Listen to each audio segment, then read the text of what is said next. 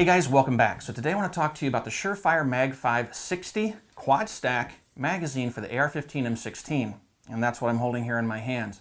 Now this is an aluminum bodied magazine, and as I mentioned, it holds 60 rounds of .223 or 5.56 ammunition.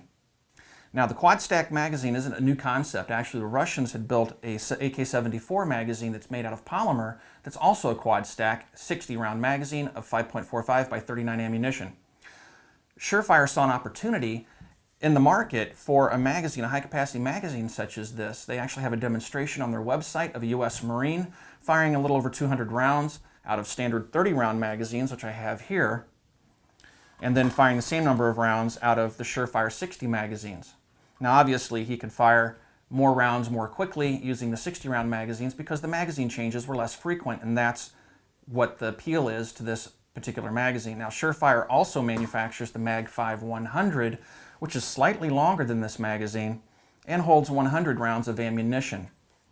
Now the magazine has something of a complex system of springs inside of the body here, and I'll show you what that looks like here in a little bit when we disassemble the magazine, because the magazine is user serviceable.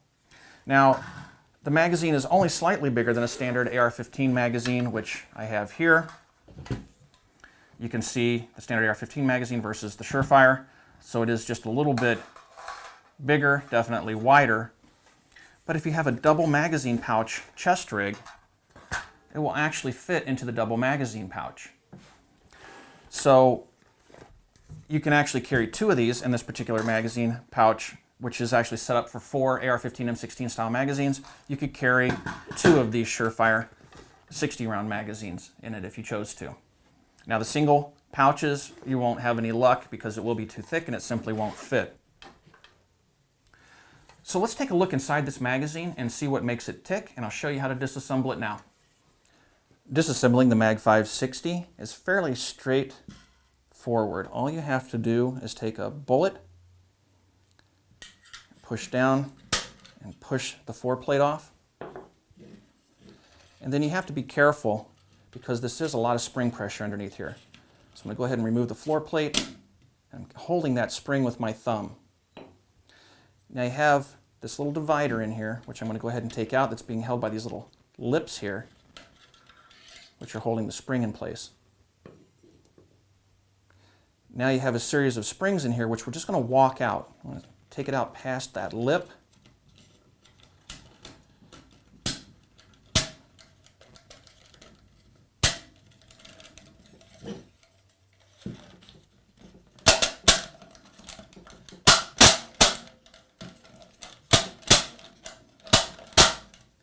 All right, and when you get it to that point, you'll see there's a little metal disc inside there. I'm going to move this disc up carefully to those lips and just slide it out the back here, like that. And once you do that, you'll see another spring that cup was sitting over. Pull that spring out, and now you'll see your follower inside there. You can grab your follower. This is your secondary follower that has another spring attached to it with the primary follower just above it. And that is how you disassemble the MAG5-60. Okay, now that we've had a peek inside the magazine, let's take the magazine out to the range and see just how well this magazine works. All right guys, so we're out at the range with the Surefire MAG5-60. I have 60 rounds of Wolf ammunition loaded up into the magazine, and we're going to fire the 60 rounds out of my Colt M16 A2.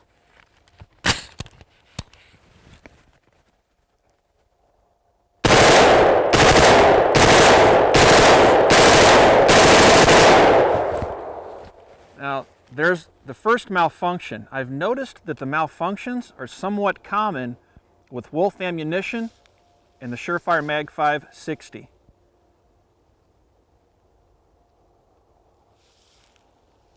Go ahead and clear this malfunction.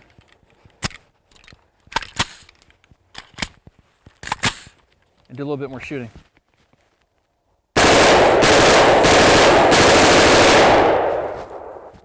All right, so we made it through 60 rounds with only one malfunction.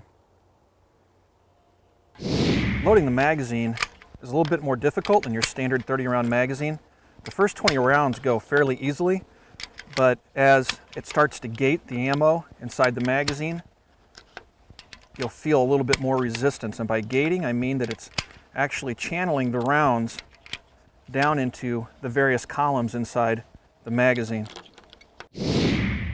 All right, so now we're going to give the Federal XM193F a shot of the Surefire MAG5-60 and the M16A2.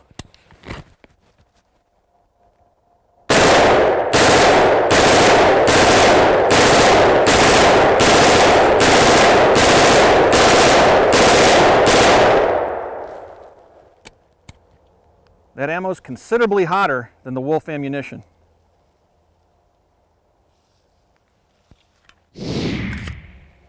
All right, so we're going to check the function of the XM193F out of the Surefire MAG5-60 and the Bushmaster ACR.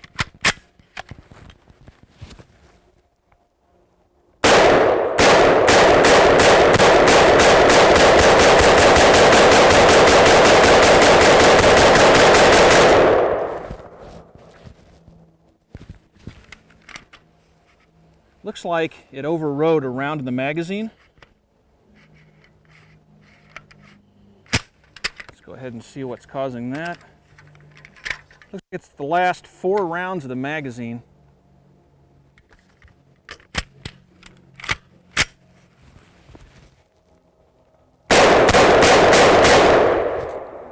There we go.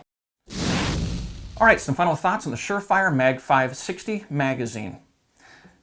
It hasn't been 100% reliable in my experience. Now, this isn't my first trip to the range with the magazine. I've had it out several times. I fired probably 500 rounds through the magazine.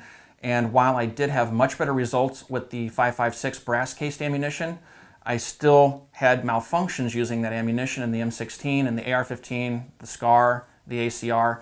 So it's not 100% reliable. The claims by Surefire that this is more reliable than a standard contract magazine, 30-round magazine, really haven't proven to be true in my experience. Now, granted, I have a sample set of just one, this magazine, but given the comments I've read by other owners on the internet, it doesn't seem that this problem is unique to me. The magazines simply aren't that reliable.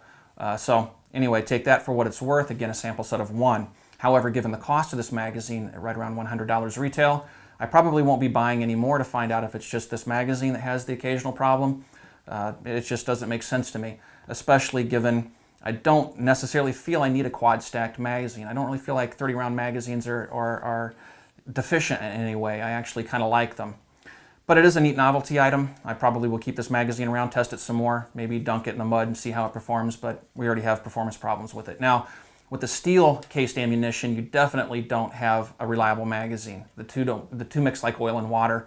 The steel-cased ammo, even when you're loading the magazine, where my comments earlier in the video were about it being somewhat hard to load, that was really just with the steel-cased ammunition. The brass-cased ammo loads much more easily. So there's more resistance being offered when you're using the steel-cased ammo. That and the steel-cased ammo, like Wolf, isn't as powerful as true 5.56 ammo. It's loaded to 223 specs and on the lower end of the spectrum of power. So you're not really getting enough gas, I don't believe, to the bolt carrier. That coupled with the additional spring pressure, the springs in this magazine, applying too much pressure to that bolt carrier, it's slowing that bolt carrier down just a little bit too much, and that's what's causing the additional malfunctions with the steel-cased ammo. And that's just an opinion based on my observations. So, somewhat reliable with not reliable with steel-cased ammo, somewhat reliable with brass-cased ammunition, but still not 100% reliable.